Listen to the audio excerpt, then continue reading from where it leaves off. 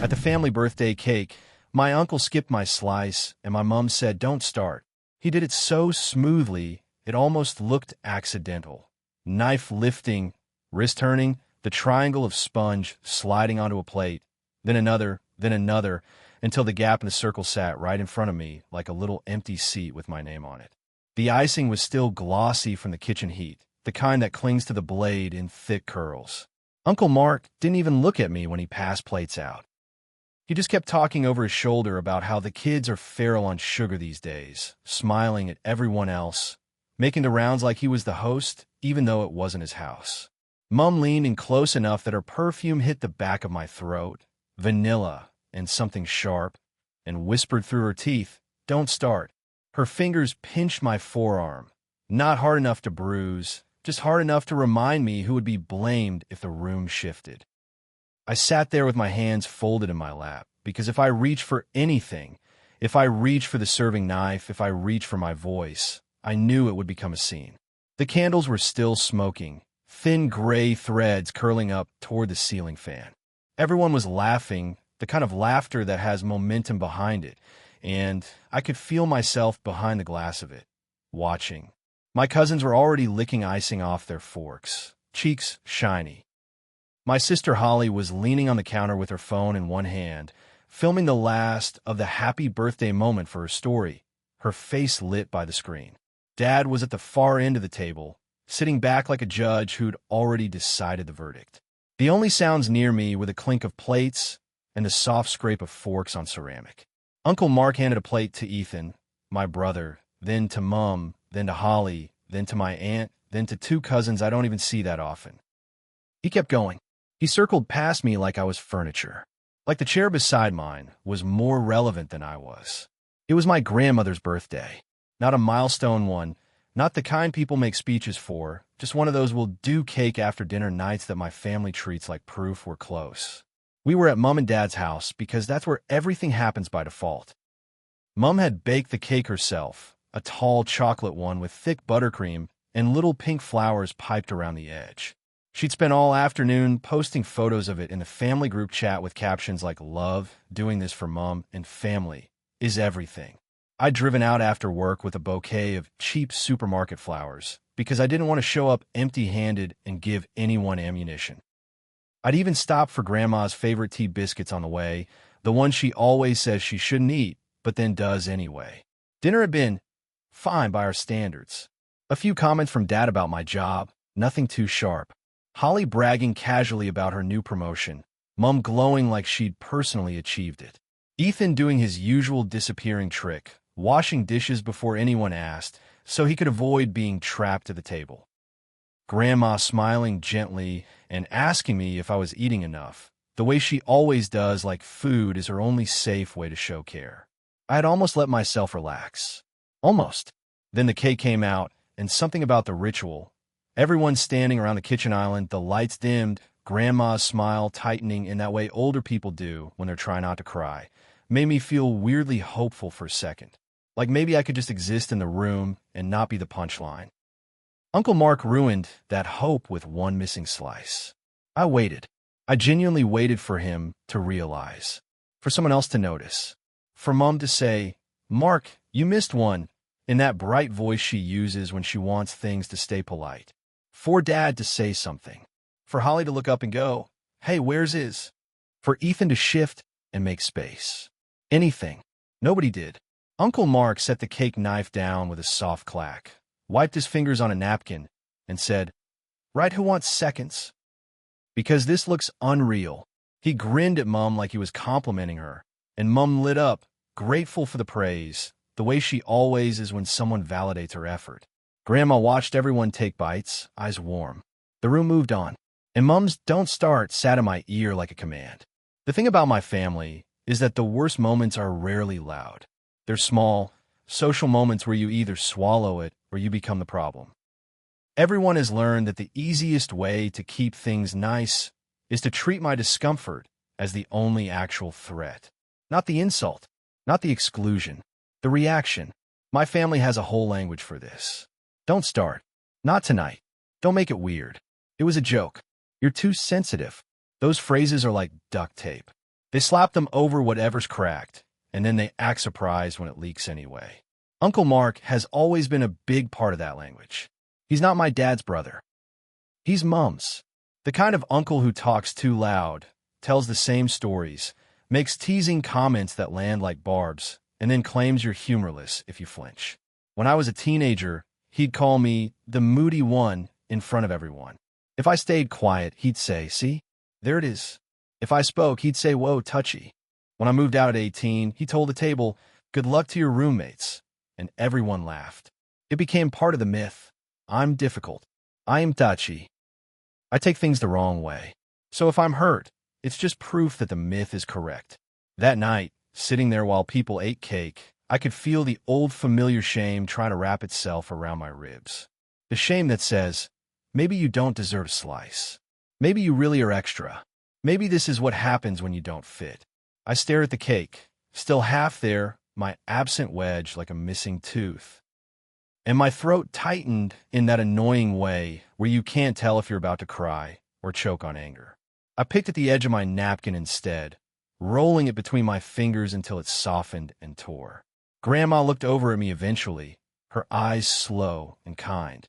"Did you get some love?" she asked, voice gentle.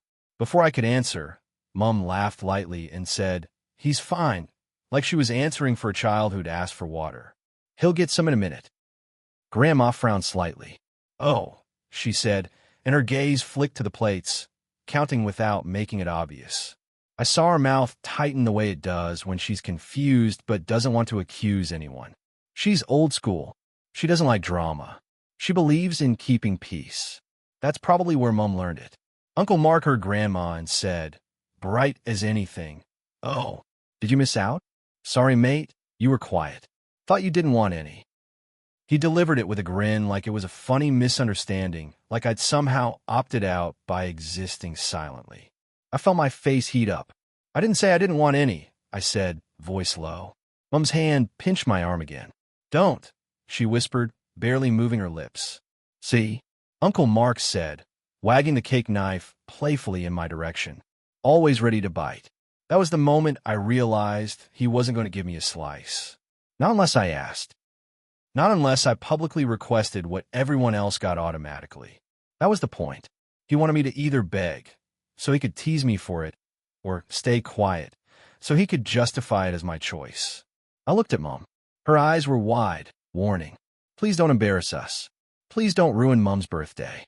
Please don't make me manage your feelings." I looked at Dad. He didn't even look up. He was eating cake slowly, like he had all the time in the world. I looked at Holly.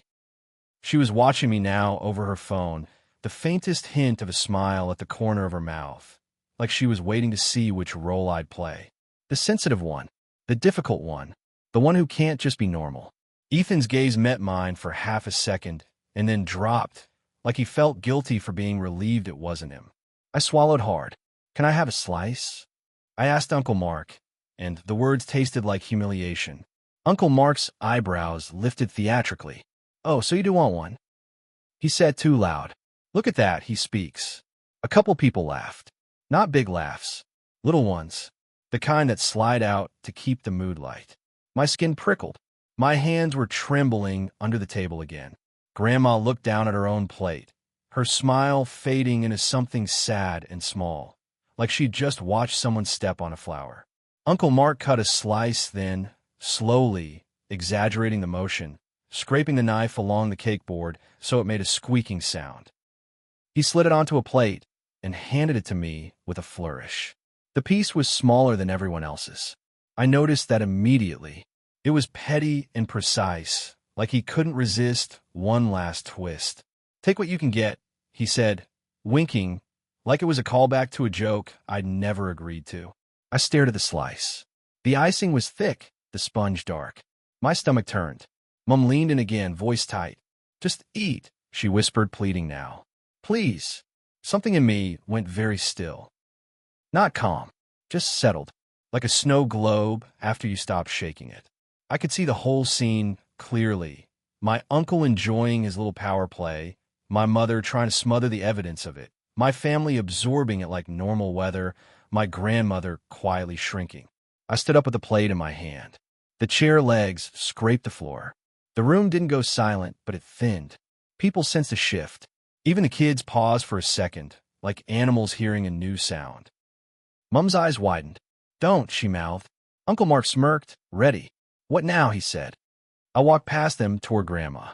My heart was hammering so hard I could feel it in my palms. I held the plate out to her. "Here," I said, voice shaking slightly but audible. "You can have mine. Happy birthday." Grandma blinked, startled. "Oh, love, no," she began. "It's okay," I said, and I forced a small smile that probably looked like pain. "I'm not hungry." Mum made a soft sound behind me, half gasp, half warning. "Oh my God," Holly muttered, like I was being dramatic on purpose. Uncle Mark laughed, sharp. "Wow," he said. "Marta move." Classic. I ignored him. I set the plate down in front of Grandma, gently, like it mattered. Because it did. Grandma's hands hovered near it, unsure, like she didn't want to accept charity, but didn't want to reject the gesture either. Dad finally looked up, irritation already on his face. "What are you doing?" he asked, as if I'd knocked over the cake. I turned and looked at him. My throat burned. "I'm leaving," I said simply. Mum stood quickly, chair bumping the table. "No," she said, voice too loud. "Not now. Can you not do this? For once." That sentence, "for once," hit me like a slap. Like I'm always doing this. Like I'm always the one making it hard. Not the person who skipped my slice. Not the person who mocked me for asking. Me. For reacting. I stared at Mum and felt my eyes sting. I didn't want to cry. Crying gives them the easiest excuse. I'm emotional. I'm unstable. I'm overreacting. I took a breath and tasted buttercream in the air. "I didn't do anything," I said, keeping my voice low. "He did." Mum's face twisted with frustration and fear. "He was joking," she said, automatically, like she had a button in her brain labeled minimize and she'd smashed it. Uncle Mark lifted his hands. "Joke," he confirmed, smiling like an innocent man. "Can't people take a joke anymore?" Holly laughed softly. "Apparently not." Ethan said, quietly, "Mark?" But it was weak, trailing off as soon as Dad's eyes flicked toward him. Dad's jaw tightened. "Sit down," he ordered. "No," I said, and my voice surprised me with how steady it sounded. Mum stepped toward me, lowering her voice into that urgent whisper she uses when she's trying to control a situation without anyone noticing. "You are ruining your grandmother's birthday," she hissed. I looked at Grandma. Grandma was staring at her plate, shoulders slightly hunched, like she wanted to disappear.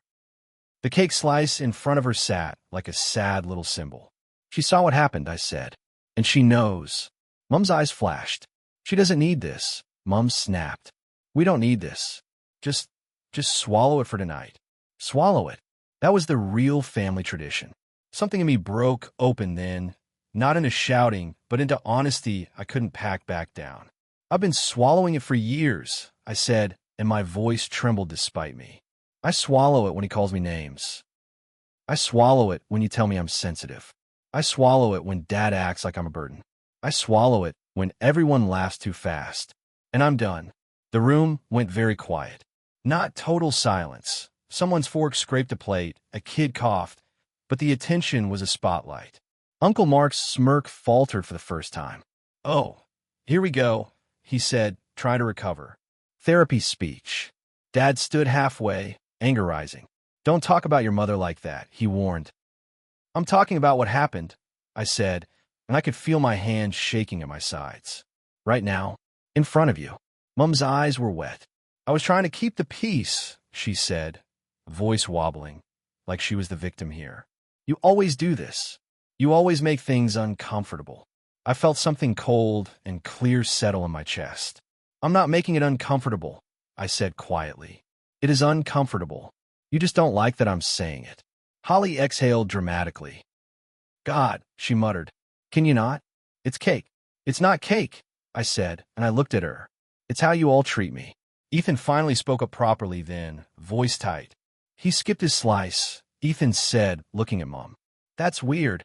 Mum's eyes snapped to Ethan, shocked that he'd said it out loud. Dad's gaze cut toward Ethan like a warning blade.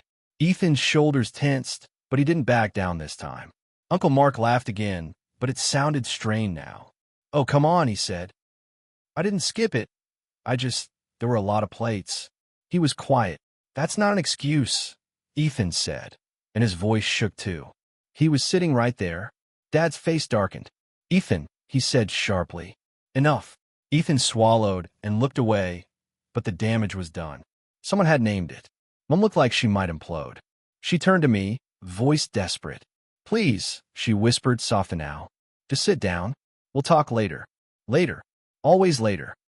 Later is where my feelings go to be dismissed in private, so nobody has to witness. I looked at Grandma again. Grandma finally looked up at me, eyes watery, and gave the smallest nod. Not dramatic. Not loud. Just recognition. Like she was saying, I saw it. I'm sorry. That nod was the only permission I needed. I'm going, I said, and I grabbed my jacket from the back of my chair. My hands fumbled with the sleeve because they were shaking.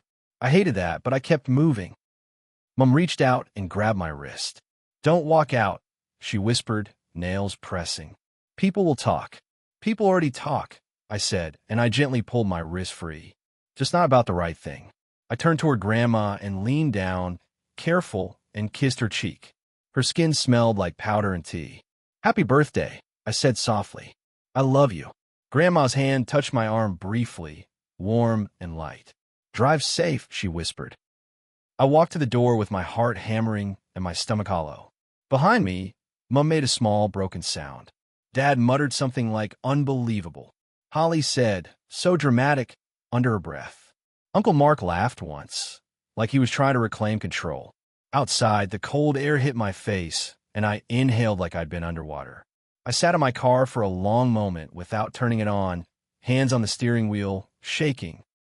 Through the window, I could see the warm glow of the kitchen, silhouettes moving, my family snapping back into place like magnets.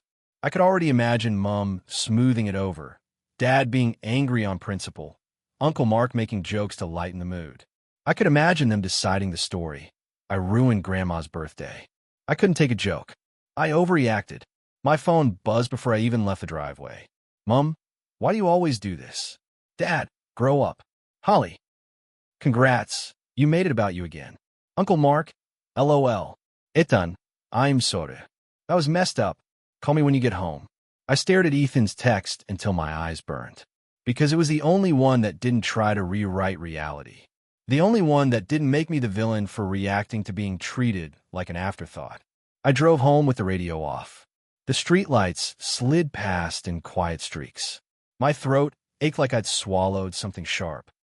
When I got to my apartment, I stood in the kitchen for a second staring at my own empty counter, the silence almost too loud. I realized I hadn't eaten dinner properly. I realized my hands still smelled faintly of buttercream from holding that plate. I kept replaying Mom's "Don't start" over and over. The way she said it before anyone else even did. Like she knew, instinctively, that the danger in the room wasn't Uncle Mark's behavior. It was my reaction. Like her priority was never to stop harm, only to stop it from becoming visible. And that's the part that hurt the most, if I'm honest. Not that my uncle is an ass. I've known he's an ass. Not that Holly's mean. She's always been mean when it benefits her. Not even that Dad won't protect me. Dad protects order, not people. It's Mom. Mom, who baked the cake, who piped the little flowers, who posted about family being everything, who can hold Grandma's hand and cry at sentimental moments, and still pinch my arm and tell me not to start when I'm being humiliated in front of everyone. Mom, who wants peace so badly she'll sacrifice me to keep it. Ethan called later. His voice was low, tired. They're saying you stormed out, he said. I didn't storm, I said, staring at my couch. I left. I know, Ethan said. Mom's crying. Dad's furious. Holly's doing her can't take a joke thing. Mark's acting like he's the victim. I almost laughed, but it came out like a breath. Of course. Ethan hesitated. Grandma. She noticed, he said softly. She asked Mom why you didn't get cake. Mom said you didn't want any. I closed my eyes. The lie was so small and so cruel. Did Grandma believe her? Ethan was quiet. I don't think so, he admitted. She didn't say much after. I thought about Grandma's little nod. The way her shoulders had hunched. The way she'd touched my arm. And something in me ached so hard it felt physical. I don't want to do this anymore, I said quietly into the phone. Ethan's voice softened. What do you mean? I mean, showing up and being the punching bag, I said, swallowing it so they can call the night nice. Ethan exhaled slowly. Yeah, he said. I get it. After he hung up, I sat there and tried to imagine what boundaries would even look like with my family. If I don't show up, they'll call me ungrateful. If I show up and speak, they'll call me sensitive. If I quietly accept, they'll keep doing it. It's a trap with different labels for the same outcome. But I also know this. The slice of cake wasn't just cake. It was a tiny, deliberate test of my place in the room. And Mums Don't Start wasn't just a whisper. It was a lesson she's taught me my whole life. Your comfort is less important than our peace. Tonight, in the quiet of my own apartment, that lesson feels uglier than it ever has. And for the first time, I'm letting myself consider something I've always been afraid to think. Maybe the reason I keep feeling like an outsider in my own family isn't because I'm too sensitive. Maybe it's because they keep asking me to accept less than everyone else, and then they punish me when I notice.